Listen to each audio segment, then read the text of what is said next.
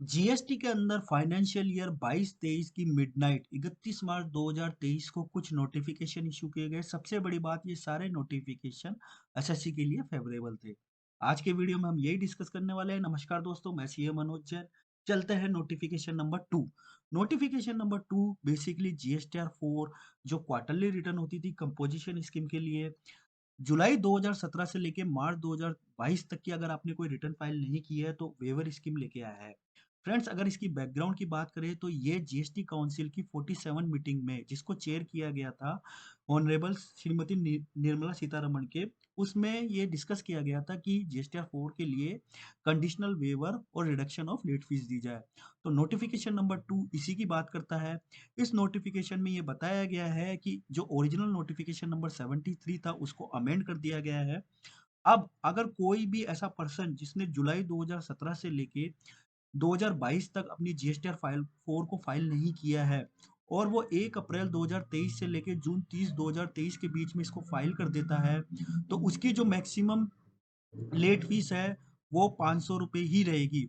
बाकी की late fees को वेवर कर दिया गया है। तो ये एक गोल्डन अपॉर्चुनिटी है, आप इसका बेनिफिट ले सकते हैं अगर आप इस कंडीशन में कॉल कर रहे हैं। फ्रेंड्स, दूसरे नोटिफिकेशन की बात करते हैं जो कि है नोटिफिकेशन नंबर 5, जिसके अंदर आपको revocation of cancellation of registration का एक्सटेंशन दिया गया है। ये भी एक बहुत अच्छा नोटिफिकेशन है। बैकग्राउंड की बात करें तो इसके अंदर जीएसटी काउंसिल 49 मीटिंग के अंदर ये बोला गया था, जिसमें बताया गया था कि कुछ ऐसा एक्सटेंशन दिया जाए।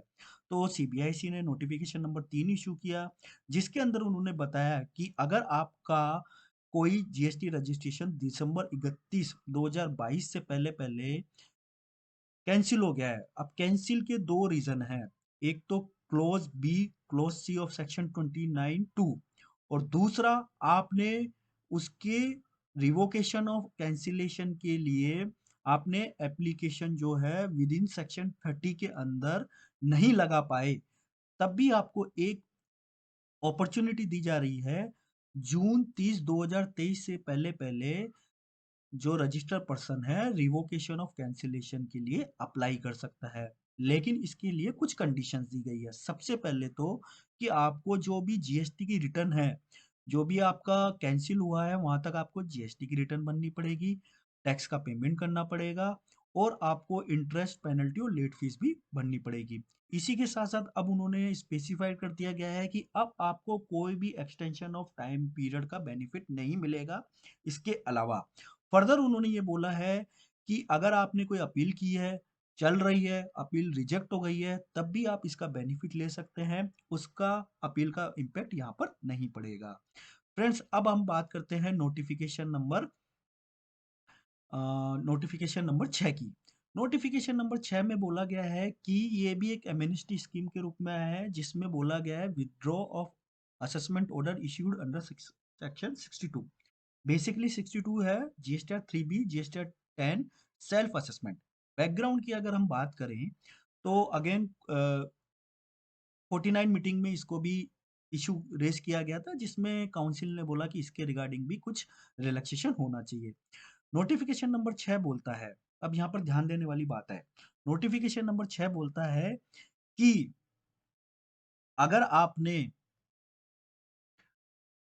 नोटिफिकेशन नंबर 6 बोलता है कि फरवरी 28 2023 से पहले पहले अगर आपको सेक्शन 62 जो कि बेस्ट जजमेंट ऑर्डर होता है उसका कोई नोटिस या ऑर्डर इशू किया गया था, 30 दिन के अंदर अंदर आपने उसका रिप्लाई नहीं दे पाए और आपकी जीएसटीआर 3B और फाइनल रिटर्न के अगेंस्ट में ये नोटिस था, तो आप जून 30 2023 तक ये रिटर्न फाइल कर दीजिए अलोंग विद इंटरेस्ट, और ये ऑर्डर जो है वो आपका नल और वॉइड हो जाएगा, मतलब कि विड्रॉ हो जाएगा। अगेन इसके संबंध में ये बोला गया है कि अगर कोई अपील चल रही है और रिजेक्ट हो गई है या फाइल की गई है तो उसका इम्पैक्ट इस बेनिफिट पे नहीं पड़ेगा। फ्रेंड्स, अब बात करते हैं हम लोग अगले नोटिफिकेशन की, जिसमें लेट फीस फॉर जीएसटीआर 9 को रैशनलाइजेशन किया गया है और एक एमनेस्टी स्कीम भी लाई गई है। 49 मीटिंग जीएसटी में इसको जीएसटी काउंसिल की मीटिंग में इसको डिस्कस किया गया था, जिसके अंतर्गत अब ये नोटिफिकेशन नंबर 07 आया है। बेसिकली ये नोटिफिकेशन क्या बोलता है कि अगर आपकी टर्नओवर 5 करोड़ रुपए है तो करंट जो लेट फीस है सीजीएसटी एसजीएसटी को इंक्लूड करते हुए वो 200 रुपये पर डे है और उसका एक कैप है कि वो 0.5% टर्नओवर इन स्टेट से ज़्यादा नहीं हो सकती। प्रपोज जो लेट फीस की गई है फॉर 2022-23 एंड ऑनवर्ड्स, मतलब इसके अंदर दोनों है कि प्रीवियस की भी है और 2022-23 के लिए भी है।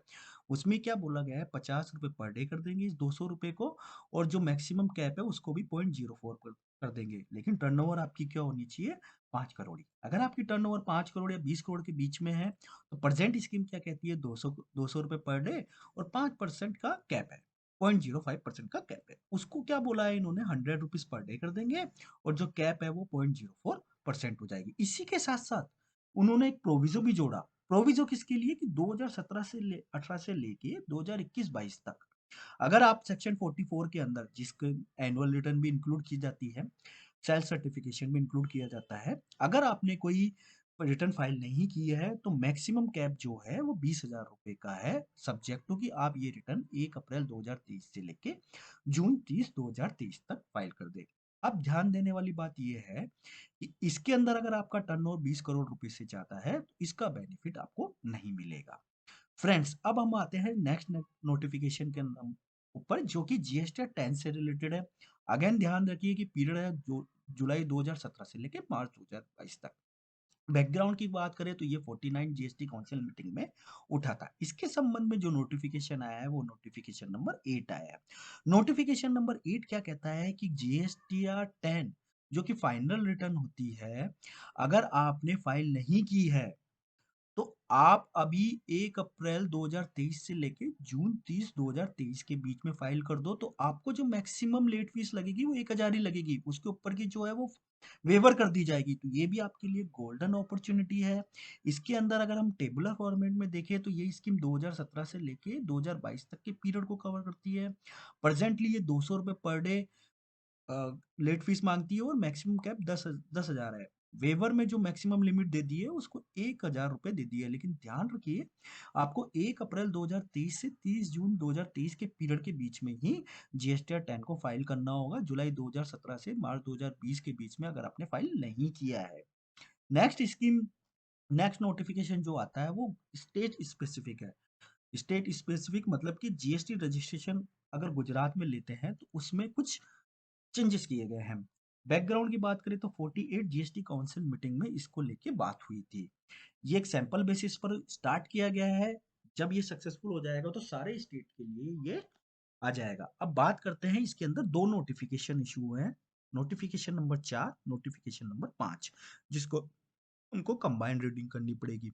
रूल 8(4)A को सब्स्टिट्यूट किया गया है, जिसके अंदर ये बताया गया है कि सेक्शन 25 के 6D के अलावा अगर कोई पर्सन जीएसटी रजिस्ट्रेशन लेता है और Aadhaar authentication of Aadhaar number को वो अप्लाई करता है, तो ऑथेंटिकेशन ऑफ आधार नंबर या date of submission of the application जो भी है उसके तो जो 15 दिन submission of the application whichever is earlier उसका जीएसटी रजिस्ट्रेशन माना जाएगा।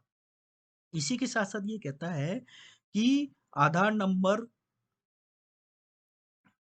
फ्रेंड्स फिर ये नोटिफिकेशन आगे बात ये करता है कि आपने ऑथेंटिकेशन ऑफ आधार नंबर को बेस माना था जब जीएसटी रजिस्ट्रेशन करने के लिए, लेकिन कॉमन पोर्टल पर आइडेंटिफाई किया गया based on data analysis and risk parameter, तो आपको बायोमेट्रिक बेस्ड आधार ऑथेंटिकेशन करवाना होगा। एक फोटोग्राफ लेनी होगी एप्लीकेंट की जहां पर एप्लीकेंट इंडिविजुअल है और such individual in relation to application as notified under subsection 6C of 25, where the applicant is not an individual, along with verification of the original copy of the document upload with the application in form GST REG1 at the one facility centre. आपको ये process follow करना पड़ेगा। अगर ये parameter Gujarat में successful हो जाता है तो सभी के लिए सारे स्टेट में ये हो सकता है कि अप्लाई कर दिया जाए। तो फ्रेंड्स ये कुछ नोटिफिकेशन है जो फाइनेंशियल ईयर 22-23 की मिडनाइट को इशू है।